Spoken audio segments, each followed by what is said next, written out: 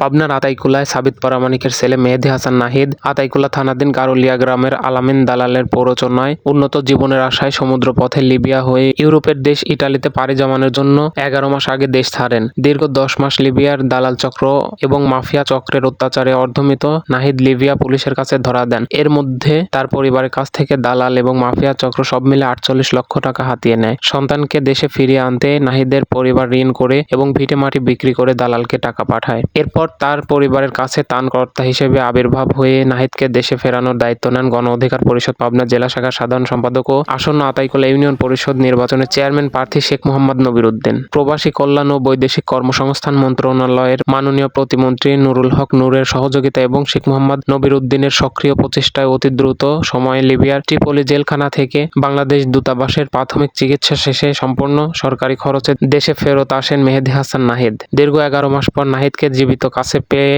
তার পরিবার আবেগ আপ্লুত হলেও প্রায় অর্ধ কোটি টাকা ঋণের বোঝায় আজ জর্জরিত। প্রশাসনকে এই দিশেহারা পরিবারের পাশে দাঁড়াতে স্থানীয় জনগণের পক্ষ থেকে জোরালো দাবি জানানো হয়। এ বিষয়ে বিস্তারিত শুনতে গেলে নাহিদ বলেন, আমি ওখানে ছিলাম মৃত্যুর সর্দারে, অর্থাৎ আমি মারাই যাম। আমার নাক দিয়ে গলা দিয়ে মানে বিলাপ বের হতো। আমি কোনো খাওয়া দাওয়া করতে পারতাম না, আমি কোনো কিছু খাইতে পারতাম না, শুধু গরম পানি ছাড়া কোনো কিছু আমি খাইতে পারতাম না। দালাল আমার কাছ থেকে আলামিন সর্বমোট 48 লক্ষ টাকা নিচ্ছে। আমার আম্মা শেখ মোহাম্মদ, আমাদের এলাকায় শেখ মোহাম্মদ নবিরুদ্দিন মামার সাথে যোগাযোগ করে, নবিরুদ্দিন মামা প্রবাস কল্যাণ মন্ত্রণালয় নুরুল হক নুরুর সাথে যোগাযোগ করে আমাকে ওইখান থেকে বাংলাদেশে নিয়ে আসে। তারা বিনা খরচে নিজ খরচে আমাকে বাংলাদেশে সরকারি খরচে আমাকে বাংলাদেশে পাঠিয়ে দিচ্ছে। কেউ আপনারা নদীপথে ইউরোপ যাওয়ার স্বপ্ন দেখেন না। দালাল চক্র নাহিদের পরিবারের কাছ থেকে ধাপে ধাপে টাকা নেন বলে দাবি করেন নাহিদের মা। বলে নিয়ে গেছিল যে আমার ছেলেকে ইটালি পৌঁছাবে, এই কথা বলে যে 1 মাসের মধ্যে আপনাকে ছেলেকে পৌঁছা দেবেন, তা না করে সে কইল কি আমার ছেলের ধাপে ধাপে টাকা নিছে।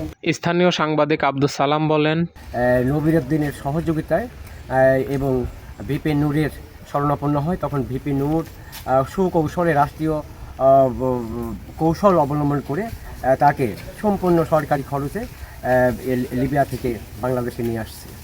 এই জন্য প্রবাসী কল্যাণ মন্ত্রী ভিপি নূর এবং এখানকার মধুপুরের যে নবিরুদ্দিন, তাদেরকেও আমাদের এলাকার পক্ষ থেকে আন্তরিক অভিনন্দন জানাই। এমন চক্রান্তের ফাঁদে কাউকে পা না দেওয়ার অনুরোধ করেন এলাকাবাসী। নবীর ভাই এবং ভিপি নূরকে অনেক ধন্যবাদ।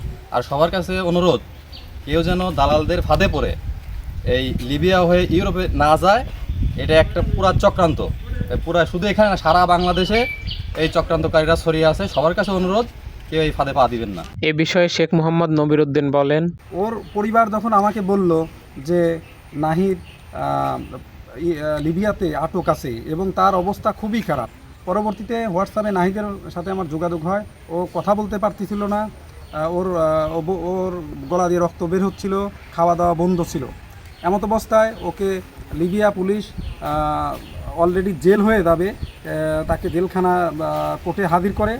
তার মধ্যেই আমি ডাকসু সাবেক ভিপি এবং প্রবাসী কল্যাণ মন্ত্রণালয়ের মাননীয় প্রতিমন্ত্রী নুরুল হক নূরের কাছে আমি এই বিষয়টা নিয়ে যখন অফিসিয়ালি দরখাস্ত করি এবং তার সহযোগিতা চাই, তখন উনি আমাদেরকে সাথে সাথে 15 মিনিটের মধ্যে কাজটা প্রসেস করে দেয় এবং যার কারণে আমরা ওখানে থাকতেই লিবিয়া দূতাবাসে আমাদের এখান থেকে যত ডকুমেন্ট ছিল সেই ডকুমেন্টগুলো আমরা পার করে দিই এবং ওখানে যাওয়ার পরে লিবিয়া দূতাবাসের লোকজন ও যে জেলখানা আটক ছিল সেই জেলখানায় চলে যায়। ওখানে যাওয়ার পরে ওখান থেকে ওকে কিছু খরচ খাবার দাবার দিয়ে আসার পরে পরবর্তীতে ও ওখানে কয়েকদিন থাকে এবং 4-5 দিনের মাথায় ওকে লিবিয়াস্থ ত্রিপলি বাংলাদেশ দূতাবাসে হ্যান্ডওভার করা হয় এবং পরবর্তীতে অল্প এই 10-15 দিনের মধ্যে বাংলাদেশ দূতাবাসের নিয়ন্ত্রণে সম্পূর্ণ বিনা খরচে সে বাংলাদেশে গত পরশুদিন চলে আসছে। পাবনা থেকে ওয়াসিম হোসেন রাহাত, দিগন্ত টিভি।